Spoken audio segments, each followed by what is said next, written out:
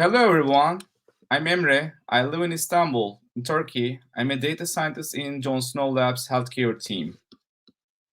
We will talk about clinical knowledge graph how to create clinical knowledge graph by Spark NLP and Neo4j.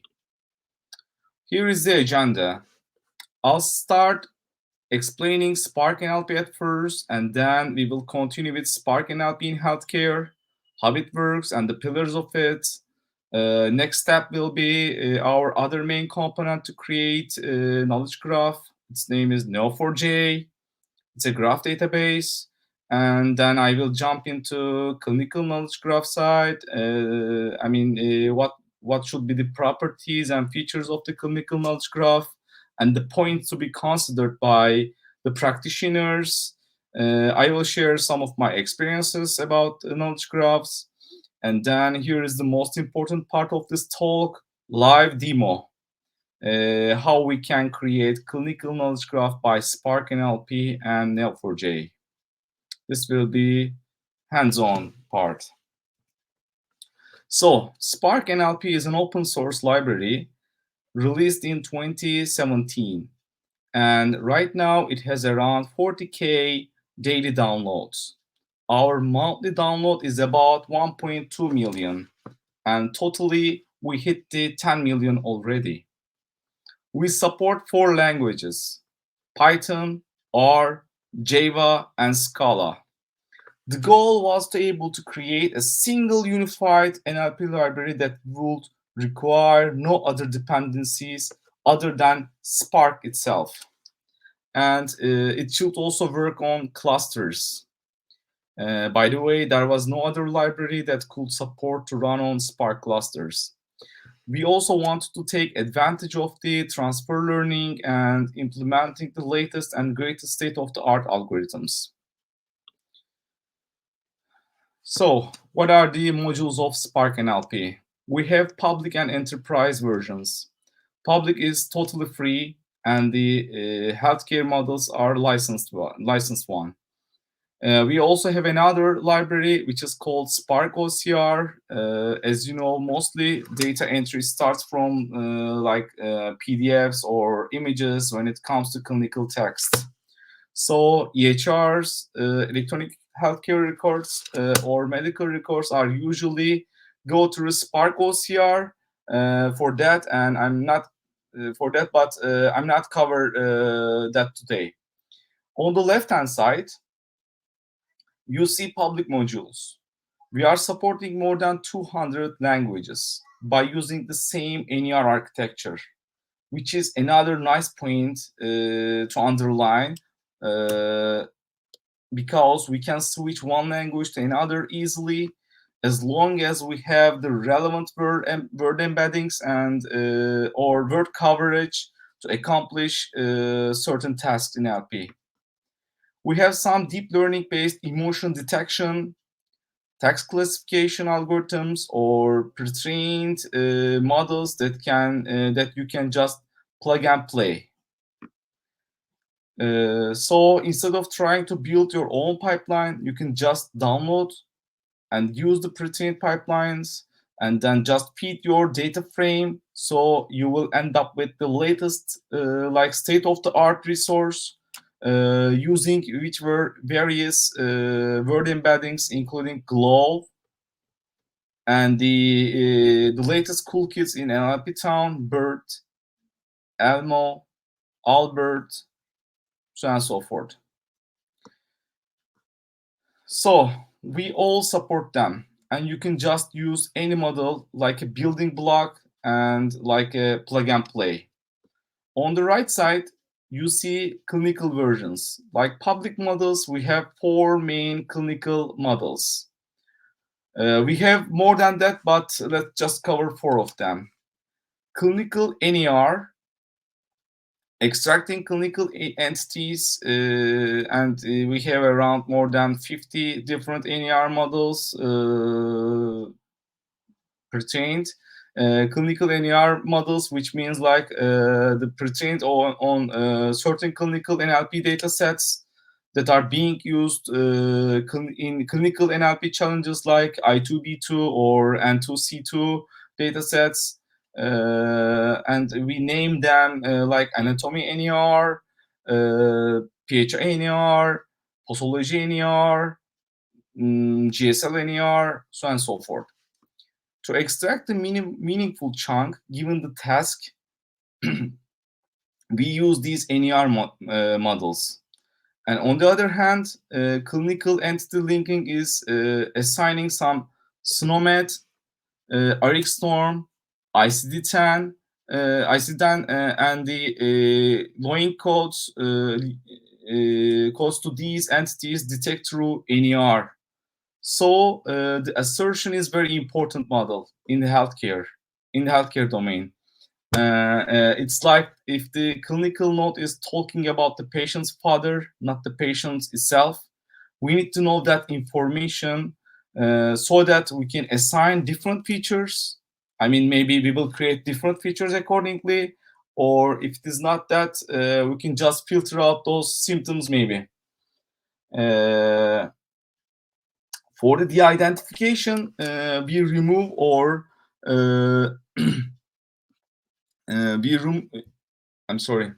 we remove or mask the sensitive, insensitive information. I mean, according to HIPAA rules, we need to hide or conceal some of the information, and these are called, as you know, the sensitive information, and we need to de-identify or obfuscate them. Obfuscate means like replacing with the fake names or entities. So we also have some pre-trained models that you can plug and play and combine with the public models. Okay.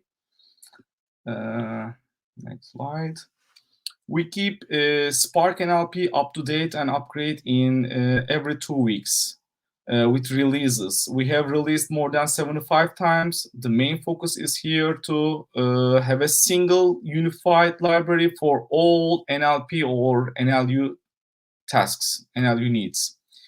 We are using Slack actively, and also on the right side, you see some comparisons between the NLP libraries with ours, like Spacey, NLTK, Core NLP, and Hugging Face. So let me show you a sample output of the Spark NLP model, Spark NLP pipeline. As you see, we can extract NERs, age entity, gender entity, clinical finding entity, relative date entity, and dosage of the drug, and the frequency of the drug. And as you see, we can not just extracting these NERs, we can also map the codes of these some entities, like clinical finding entity, the assertion status here, passed, SNOMED, ICD-10, and UMLS codes here. And also you see some drug-related codes, RxStorm, NDC, and we can calculate ACC risk adjustment score. Inside, I mean, these are the out-of-the-box results of the Spark NLP pipelines. So let me just talk about the structure of the healthcare NLP pipelines. First of all, everything starts with NER because it is the minimum meaningful chunk of any clinical text. The importance of NER might not be that much in other domain, but in healthcare, that's very important. Everything builds upon clinical NER models.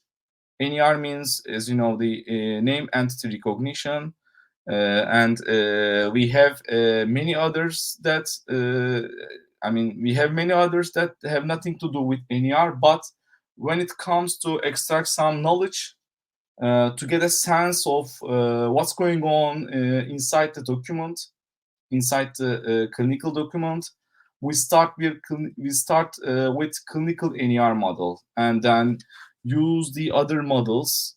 The other models use the output of NERs as an input.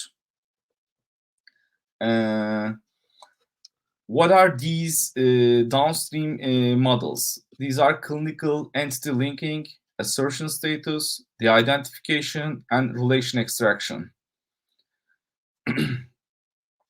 For example, assertion status model assigns some status if the favor and sort road is a problem entity that coming from NER, and association starts to try to find if it's absent or present. Given the text, given the sentence that chunk lives in, NER chunk lives in. And if we can give another example, relation extraction models try to find relation between these entities.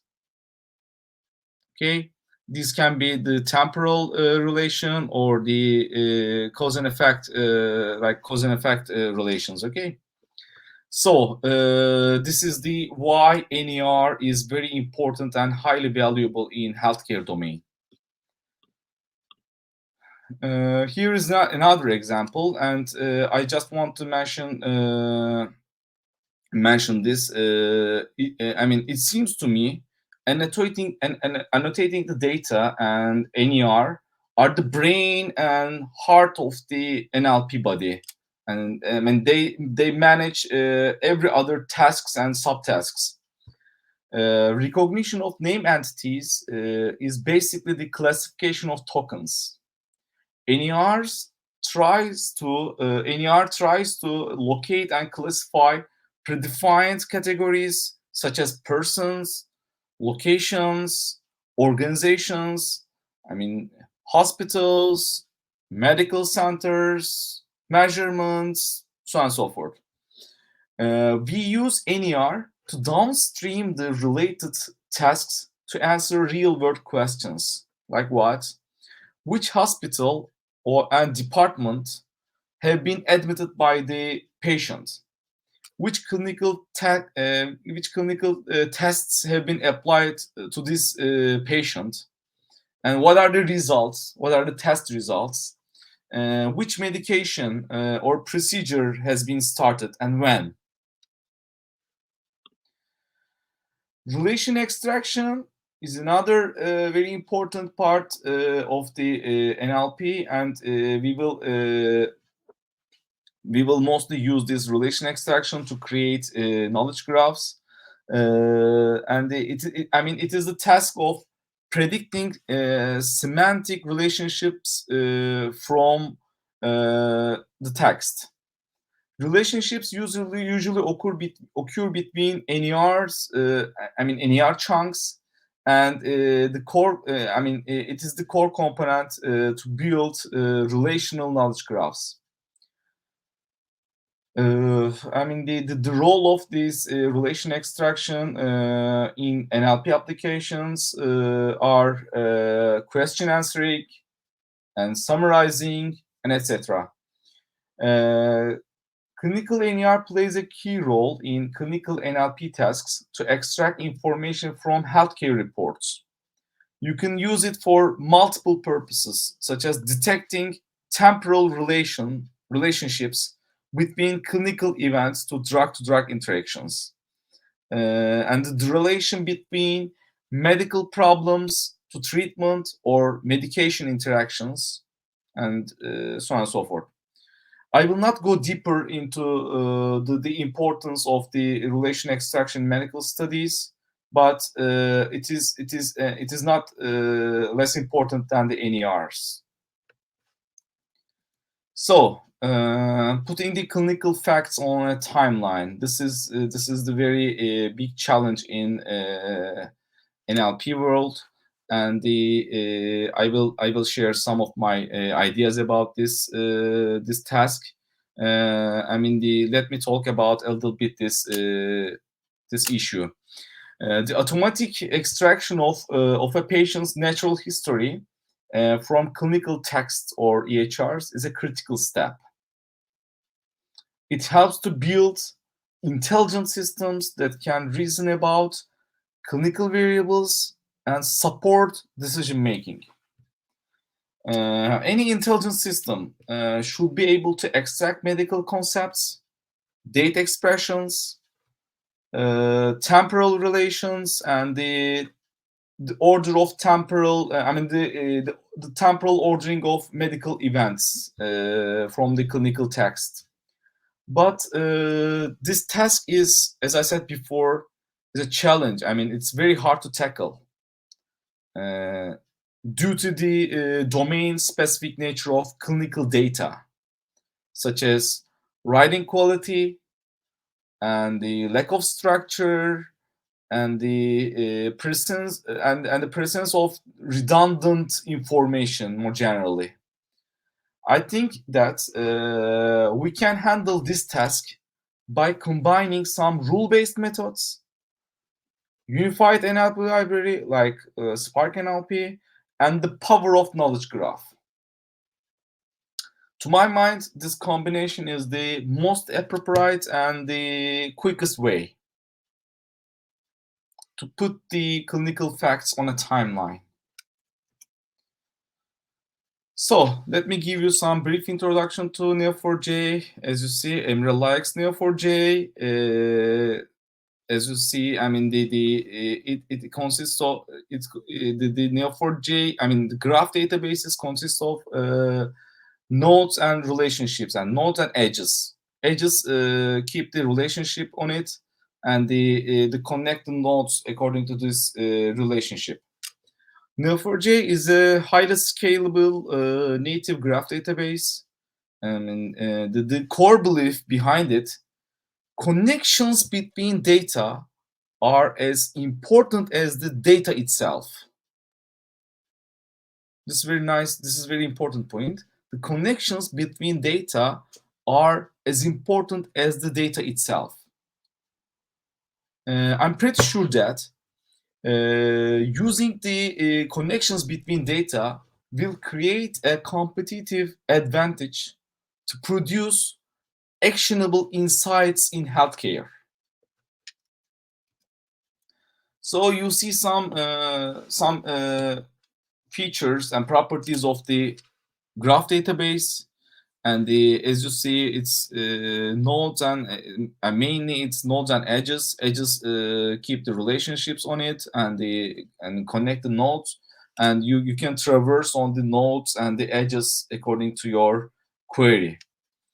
So you see another, the other kind of features of the Neo4j. It provides ACID TX, and it can be, and you can get license like MySQL, MongoDB, and you can run on it Heroku, so on and so forth.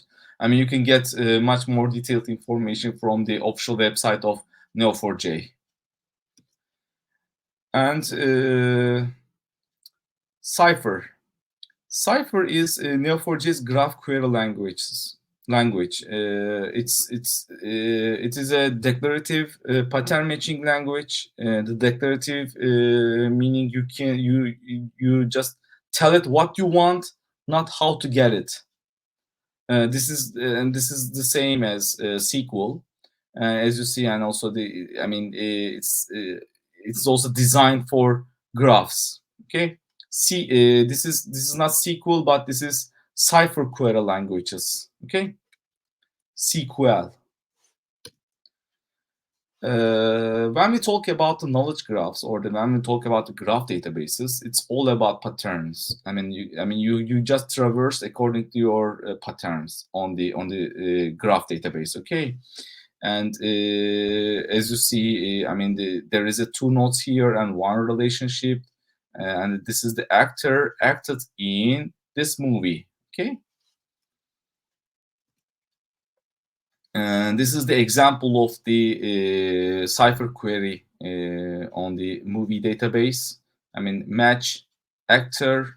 The relationship type is acted in, and the movie, and you will get the name of the actor and the roles of the roles in the movie, and title of the movie. When we start talking about the knowledge graphs, here is important distinction. As you see, these are not graphs, these are charts. Okay, I mean, it's good to start using the right terminology because these are not graphs, these are just charts. Graph database is different from that these are. Okay, so the purpose of the clinical knowledge graph, what should be? We need to create data points which accurately represents the patient history rather than creating a patient history which contains a variety of data points. This is not easy because healthcare data are complex. As I said before, exist in multiple places, the redundancy and structured and unstructured, and that you can find very, inconsistent definitions in the same text, so on and so forth. Okay, but the aim of the knowledge graph is, represent the patient history. Accurately represent the patient history. And it should be a representation and structure and a method, and it should organize the entire body of the clinical knowledge, and also it should contain high relevancy in clinical data, and it should be universally accessible. So this is the illustration of one of my conceptual graph models. And here is the tip of the day. Especially for clinical ones, before creating a knowledge graph, you should spend some time working on conceptual graph models. This is my experience. Otherwise, it is very easy to create graphs that are irrelevant to your purpose.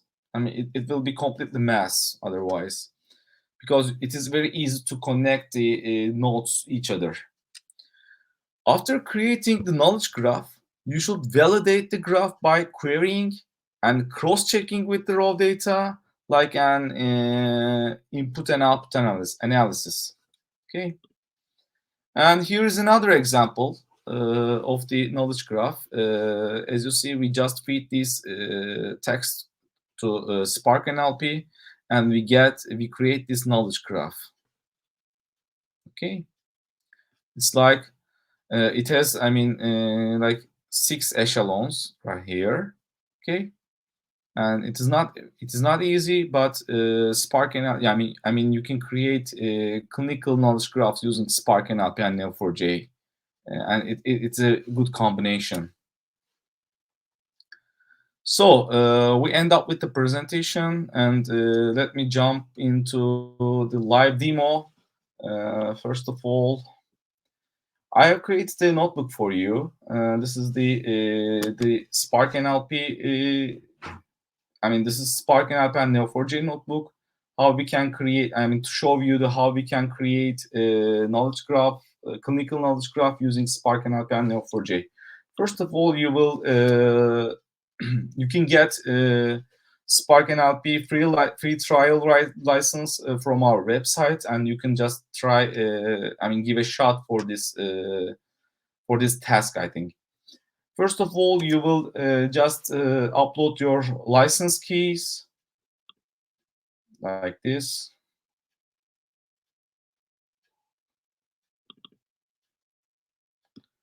And after that, you will install some libraries, our Spark NLP library, and the public version and the GSL and licensed version, PySpark 3.1.2.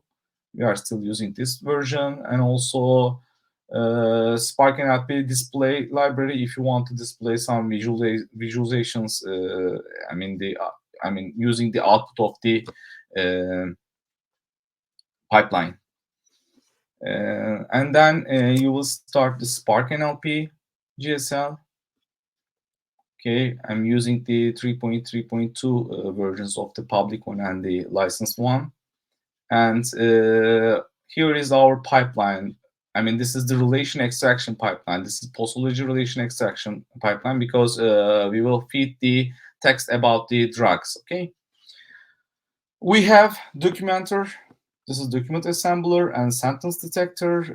We will apply tokenizer and we will get the word embeddings.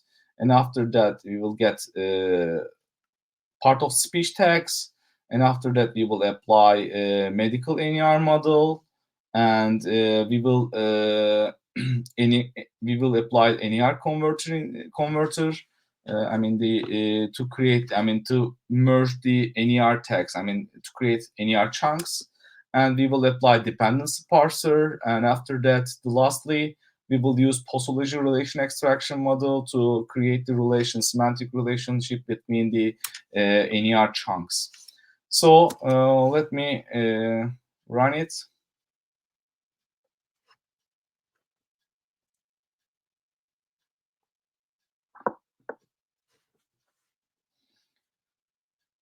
You can also reach this notebook from our website.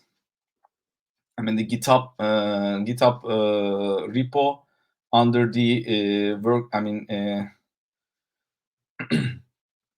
under the certification workshops. Okay, and this is our helper function, and this is our text.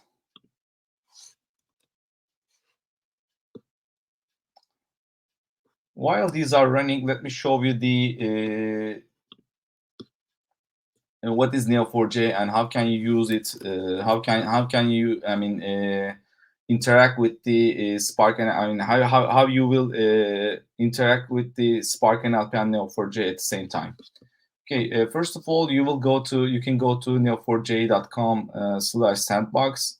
You will launch a free. You can launch a free sandbox, and you will get this. This page, and after that you will just select the blank sandbox. It means an empty graph database, and you can create it in a minute. It's very short.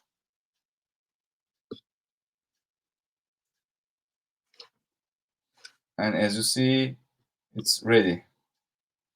And you have 3 days, and we can extend it for additional 7 days, and you will see some connection details here, and we will use them. Okay, so let me install some libraries to interact with the Neo4j graph database. I mean with this sandbox.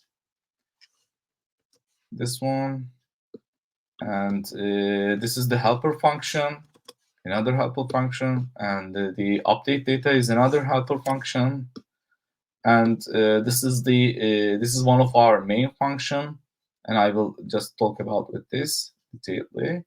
And you will see some credentials here. First of all, URI. Here is the URL. Okay, you will just copy and paste all these stuffs from the right side to left side. You will just copy and paste here, and here is the password, and the username is Neo4j.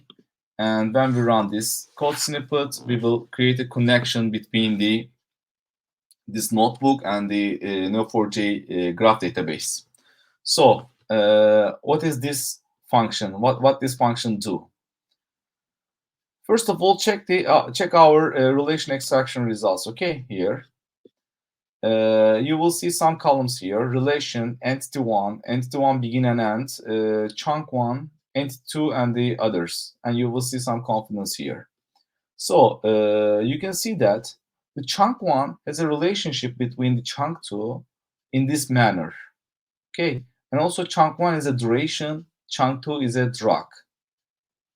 I mean, we will create a relationship between 5-day and amoxicillin using this function, add NERs and relations. Okay, and you will see some batch size here. I mean, it is for the efficiency. You can just work on the. I mean, you can just.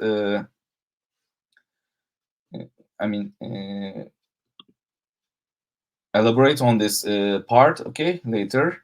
And you can here is the our main function here to create this relationship. First of all, we will create chunk one as a as nodes, okay, and we will create chunk two also as nodes, and we will create a relationship between them. I mean, this will be the edge, okay. We are connecting node 1 to node 2, okay. So let me run it. It's ready, and we can go down. First of all, I highly suggest you to drop all constraints and create your own constraints at the beginning of this task, because otherwise it will be it will be completely a mess. I mean, it can be a mess in a graph database side, and you can just run this part, and you can delete all the nodes, drop all the nodes, and we will create a constraint here. Constraint means, I mean, just to assure about the each NER is created only once. I mean, they are unique. Okay, they will be unique with this part, and I will feed relation df here, the data frame, to this function, and it's done in just in 4 seconds, okay. And we will see these nodes and edges if we try to visualize the graph database. And let me run some queries on it. These are all the nodes and the relationship between them, okay. And here is the another query. I mean, the node will be the node 1 will be the Advil. I mean, Advil related dosage, duration, so on and so forth. Okay. As you see, this patient used the Advil. I mean, 12 units, sometimes 40 units for 5 days, and 1 unit. Okay. And you can just walk through the graph database according to your Cypher query. This is the Cypher query. And you can just spend some time about these visualizations, okay. And this is another one, another one, so on and so forth. Okay, let me show you the visualize the graph. You will just hit here.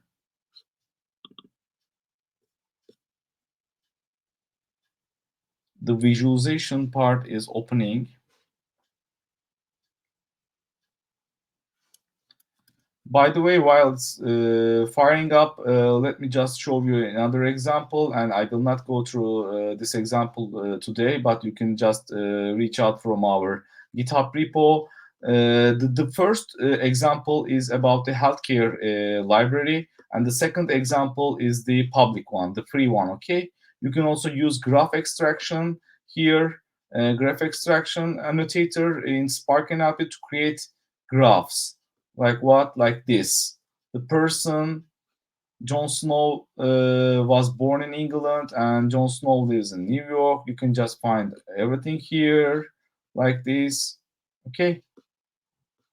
You can just try this part by yourself, and you will see this graph after running this code snippets. Let me just visualize the graph database, and we can just finish this webinar, right? Here, as you see, all the nodes and the relationships between the nodes has been created, and you can just visualize them using Neo4j. Thank you for listening. We can go through the Q&A part.